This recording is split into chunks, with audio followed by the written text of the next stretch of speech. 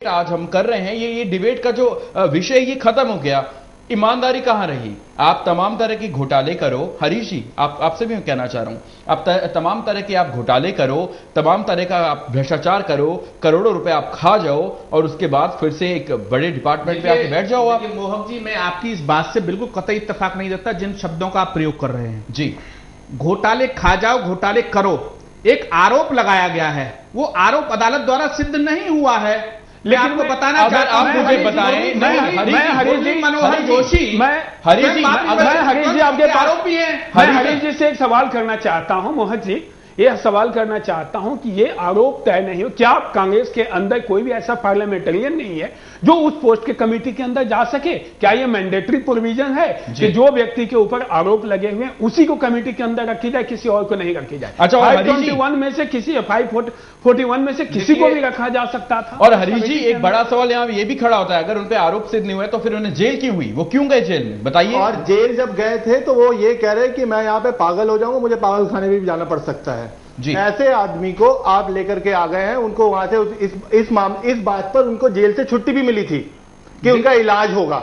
अब ऐसे आदमी को आपने फॉरेन अफेयर्स दे दिया। देखिए, कांग्रेस पार्टी की सीधी सीधी मान्यता है, अगर सुरेश कलवाणी कन्विक्टेड हैं, उन्होंने कोई गलती की है, इस देश के साथ कोई गलत काम किया है, सर आज कांग्रेस पार्टी कतई भी उनके साथ नहीं है। कांग्रेस पार्टी चाहेगी कड़ी से कड़ी सजा मिले। पार्टी कब चाहेगी?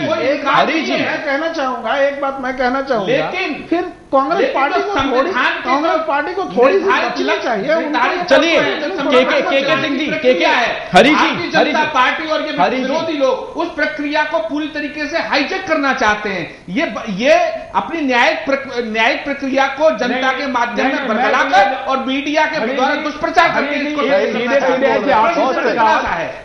आपकी सरकार पूरे बैसाखी पे चल रही है, ये लॉलीपॉप खिलाया जा रहा है कि कम से कम सरकार जो है अपनी कोरम को पूरा कर सके। मुझे ये समझ में आता है इलेक्शन को डाइवर्ट करने के लिए ये चीजें हो। देखिए प्रसाद साहब, किसी भी कीमत पर ये बैसाखी पर नहीं चल रही है, पूरी 5 साल चलेगी, ठोक के चलेगी और ऐसा ही आप स्लोगन देते रहेंगे तो जरूर 5 साल चलेगी। वो लेगी, वो किसी भी प्रकार से बिल्कुल जनहित की बातों से हरीश जी आप नहीं है। चलिए, अब आपको बहुत सुन लिया, एक मेरी बात सुनिए जी। सबसे बड़ी बात कि आप कह रहे हैं कि ठोक के चलेगी, बजा के चलेगी, 5 साल चलेगी। अगर 5 साल चलेगी और यही तरीका रहा चलाने का, तो आप ये मान लीजिए कि 5 साल के बाद आप कहां जाएंगे आपको पता भी नहीं चलेगा, किस गड्ढे में। हमको भारत के लोकतंत्र ने पिछले 10 वर्षों से मैंडेट दे रखा है। वो मैंडेट चुनी हुई निर्वाचित सरकार है। हम भारतीय जनता पार्टी के रहमो करम पर अपनी सरकार नहीं चला रहे हैं। हरीश जी स्वाभाविक है, हरीश एकदम करना चाहिए। बातें उभर के आती है, कहीं ना कहीं ये बातें उभर के आती है कि आप खरीद फरोख्त से सरकार जरूर चला रहे हैं। हरीश जी ये आपका आरोप बिल्कुल निराधार तो वो तो पूरी जनता चाहता हूं मैं कोई खरीद फरोख्त नहीं, ये बातें झूठी चलिए वाली। हरीश जी मुझे यहाँ छोटे से ब्रेक के लिए रुकना पड़ेगा, लेकिन ब्रेक पर जाने से पहले मैं आपसे एक सवाल करना चाह रहा हूं।